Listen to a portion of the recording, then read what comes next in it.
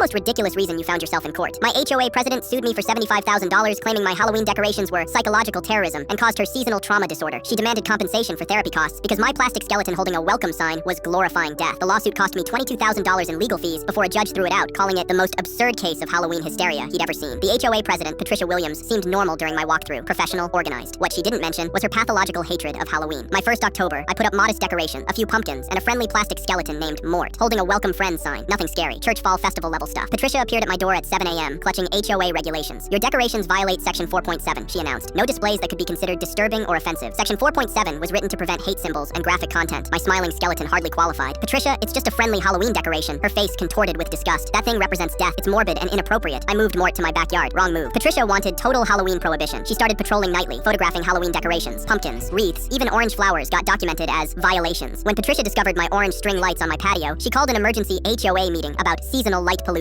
Orange lights trigger my anxiety, she announced to 12 confused homeowners. The color orange reminds me of dangerous things. Fire, warning signs, Halloween. Patricia started issuing daily violation notices. Autumn-themed doormat creates seasonal pressure. Fall leaf wreath promotes decomposition imagery. Each came with a $50 fine. When I refused to pay fines for orange flowers, Patricia threatened property liens. I hired a lawyer, but Patricia filed a county complaint claiming my decorations created public nuisance conditions. When the county inspector laughed, Patricia snapped. She hired her brother-in-law's law firm and filed a $75,000 lawsuit claiming my decorations caused her severe emotional distress and seasonal trauma disorder. Patricia claimed seeing my skeleton triggered death-related panic episodes, requiring therapy. She demanded $25,000 for psychological treatment, $30,000 for property value diminishment, and $20,000 in punitive damages. Her complaint included photos of Mort and a therapist's letter diagnosing her with environmental anxiety disorder triggered by mortality-themed visual stimuli. Fighting this could cost $20,000 to $30,000 in legal fees I didn't have. Every day brought new legal documents, discovery requests, depositions. Patricia demanded my financial records, employment history, medical records. My wife started having panic attacks about losing our house. 4 months in, I'd spent $14,000 defending myself. We borrowed money from my parents, canceled our anniversary trip, considered selling our car. Patricia enjoyed watching me suffer. She'd wave cheerfully while I sat with legal paperwork, knowing she was financially destroying me over a plastic skeleton. Patricia's deposition was pure theater. She claimed my skeleton caused her to relive childhood trauma and triggered fight or flight responses. She'd kept a trauma diary with timestamps and symptoms. Her therapist testified that Patricia suffered legitimate psychological distress, requiring $200 per session treatment. The therapist had seen Patricia exactly 3 times, all after the lawsuit began. 8 months later, we got our court date. Patricia arrived with a PowerPoint presentation and a poster-sized photo of friendly Mort. Your Honor, Patricia's lawyer began, my client has suffered severe psychological trauma from death-themed decorations deliberately placed to cause distress. The judge studied the evidence photo. Ma'am, this appears to be a standard Halloween decoration. That's exactly the problem, Patricia exclaimed. Society normalizes death imagery, but some of us are sensitive to these triggers. This man deliberately traumatized me. My lawyer presented counter evidence, photos of Patricia's own Halloween decorations from previous years, documentation of her harassment of multiple neighbors. The judge dismissed the case immediately, calling it the most absurd case of Halloween hysteria he'd encountered. He ordered Patricia to pay my $22,000 in legal fees and issued a restraining order. Patricia resigned as HOA president the next week and moved out 3 months later.